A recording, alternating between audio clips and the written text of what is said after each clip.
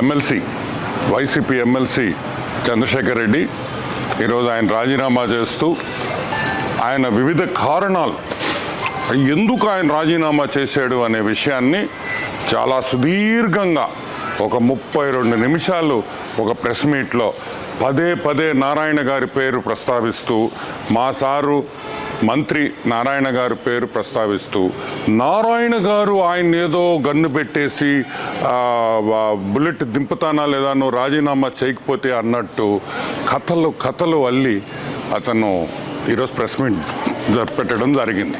ఈరోజు మేము సూటిగా ఒకటి అడుగుతున్నా, 2019 వరకు అసలు నువ్వు రెడ్ క్రాస్లో మెంబరే కాదు.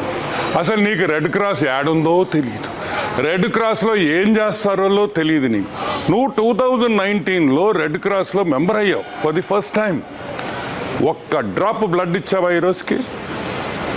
ఒక్క డ్రాప్ బ్లడ్ రెడ్ క్రాస్కి ఇచ్చావా అని మేము అడుగుతున్నాం. ఈరోజు 2019లో నువ్వు రెడ్ క్రాస్లో మెంబర్ అయ్యి నువ్వు ఏదో ఉద్ధరించినట్టు, నువ్వు ఏదో చేసేసినట్టు, అసలు రెడ్ క్రాస్ నువ్వే మోసినట్టు, అసలు రెడ్ క్రాస్ బిల్డింగ్లు నువ్వే కట్టినట్టు, నువ్వేదో పెద్ద రీసెర్చ్ ఫెసిలిటీ పెట్టినట్టు నువ్వు మాట్లాడావు. అసలు గతం మర్చిపోతున్నావు Chandrasekhar Reddy.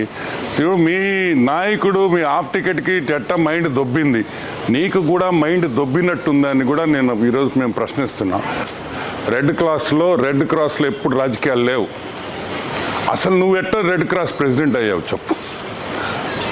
Maithili school owner Manohar Reddy panel గెలిచింది, నువ్వు వెన్నుపోటు పడిచి మైథిలి స్కూలు ఓనర్ని వెన్నుపోటు పడిచి నువ్వు ప్రెసిడెంట్ అయ్యావు. అసలు నీ ప్యానెల్ కూడా గెలవలా.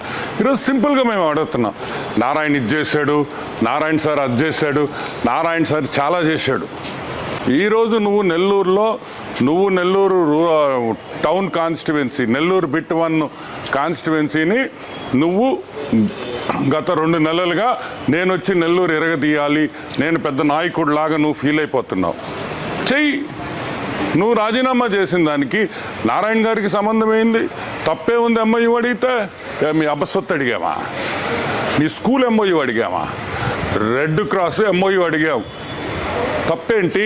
It is bloody cancer related. ఈ కామన్ సెన్స్ లేకుండా నువ్వు మాట్లాడుతున్నావు.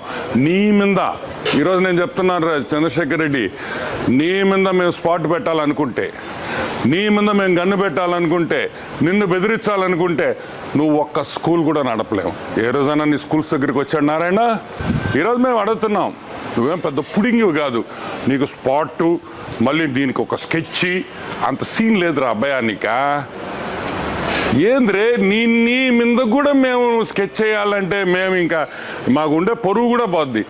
ఇలాంటి బచ్చాగాళ్ళని మేము ఏమి స్పాట్ పెట్టబల్లా, నెల్లూరు ప్రజలే మీకు స్పాట్ పెడతారని కూడా నేను ఈరోజు హెచ్చరిస్తున్నా.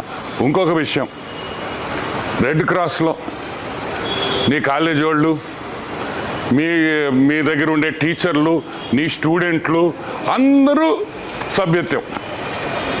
మేము అడుగుతున్నాం, దాని మీద హైకోర్టుకు వెళ్ళున్నారు.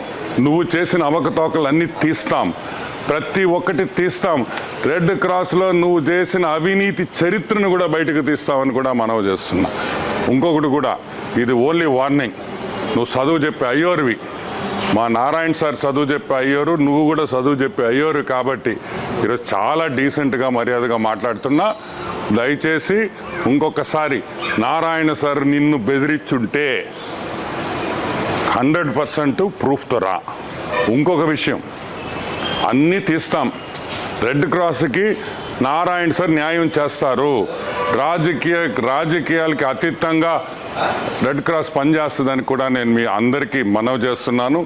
ఈరోజు ఈ దరిద్రం పోయింది కాబట్టి రెడ్ క్రాస్కి మంచి రోజులు వచ్చినాయి.